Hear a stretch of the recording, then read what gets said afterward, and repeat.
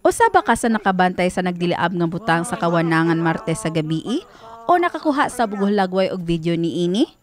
Nagtrending karon sa social media ang video nga kuha sa usa ka residente sa isla sa Bantayan nga si Christian Mahipos, 25 anyos.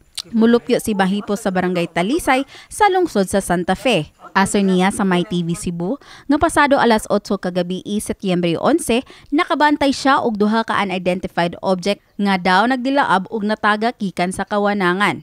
Padulong na unta si Christian og iyang igsuon og bayaw nga mopauli atong gabi una. Sa dihang kalit lang nila nga nabantayan ang maong nagsiga nga butang. Mismo siya natingala og nahadlo kung unsa to ilang nakit-an. Pag-abot na mo sa kuan sa balay kay mao timing sad kay mao to ang pagbuto nya mao to kay naka-cellphone man ko.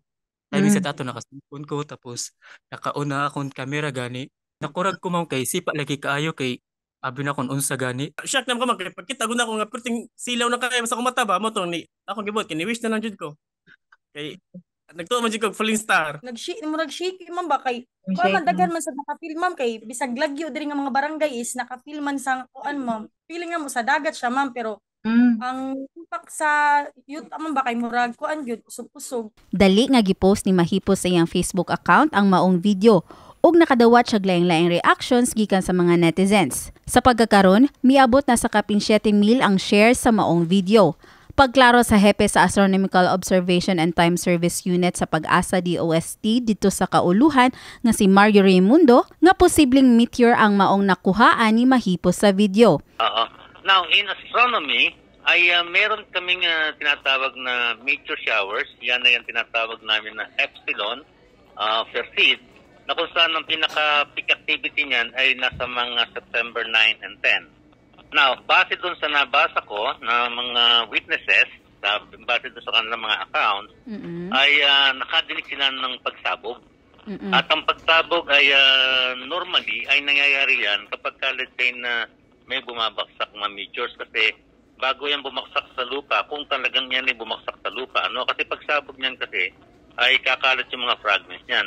Which is I don't think na yan ay bumaksak sa lupa dahil ngayon kung halimbawa bumaksak sa lupa yan, magkikreate kasi ng crater yan at tsak nagkakagulo na ang mga taga-Bantayan o taga-Cebu. So I believe na kung yan ay talagang tunay na meteors, yan ay bumaksak sa dagat.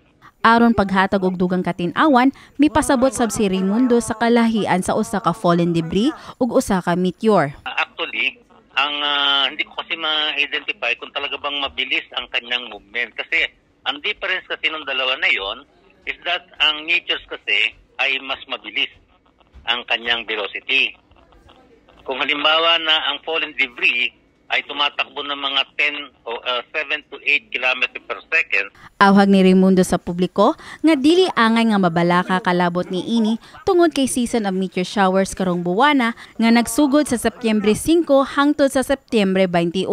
Kini si Mary Francis Lynn Kaayon alang sa MyTV Cebu.